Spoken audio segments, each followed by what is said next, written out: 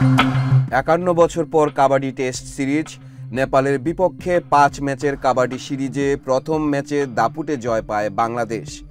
প্রথম ম্যাচের পর অনেকের ধারণা ছিল হয়তো 5-0 ব্যবধানে সিরিজ জিতবে মিজানুর রহমানের দল, কিন্তু দ্বিতীয় ম্যাচে দারুণভাবে ঘুরে দাঁড়িয়েছে সফরকারীরা। সফরকারী দলের কাছে হেরে গেছে লাল সবুজের প্রতিনিধিরা। দ্বিতীয় ম্যাচে নেপালের কাছে 3 পয়েন্টের ব্যবধানে হেরেছে বাংলাদেশ। কাবাডিতে নেপালের কাছে এটি প্রথম হার। প্রথম ম্যাচে বড় ব্যবধানে হারা নেপাল এদিন জিতেছে 45-42 পয়েন্টের ব্যবধানে। পল্টন ময়দানে অনুষ্ঠিত ম্যাচে প্রথম পয়েন্ট নিয়ে খেলা শুরু করে সফরকারীরা। প্রথমার্ধে হাড্ডাহাড্ডি লড়াই হয়েছে দু দলের মাঝে। বাংলাদেশের 1 লোনার বিপরীতে নেপালও 1 লোনা আদায় করে নেয়। সমান 24 পয়েন্ট নিয়ে বিরতিতে যায় নেপাল ও বাংলাদেশ। দ্বিতীয়ার্ধেও ম্যাচ হয়েছে সমানে সমান। বাংলাদেশের সাথে সমানে সমান লড়েছে নেপাল। এ সময়ে দু দলের পয়েন্ট সমান 38-এ দাঁড়িয়েছিল। এরপর পয়েন্ট আবারও 42 হলেও 1 মিনিট আগে 3 পয়েন্টে এগিয়ে যায় নেপাল। এতে হাসি নিয়ে খেলা শেষ করে নেপাল। 45-42 পয়েন্টে ম্যাচ জিতে জমজমাট সিরিজের ইঙ্গিত দেয় নেপাল। নেপালকে হালকাভাবে নেওয়ায় এই হার বলছেন বাংলাদেশ দলের কোচ ও ম্যানেজার বাদশা মিয়া।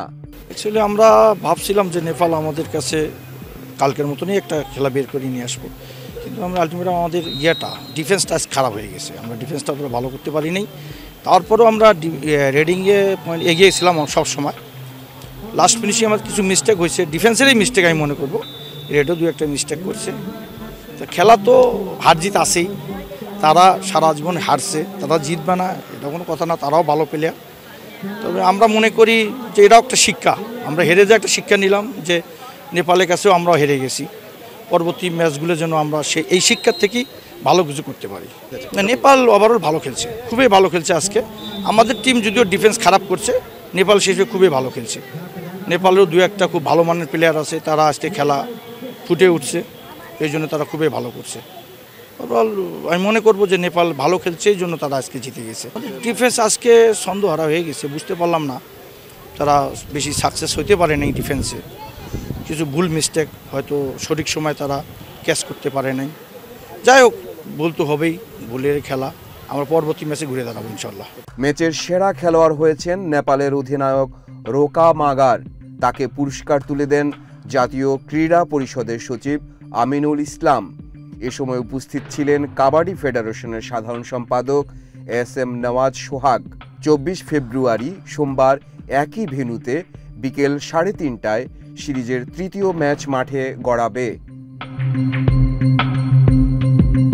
মাহফুজ জুয়েল, বাংলাদেশ প্রতিদিন।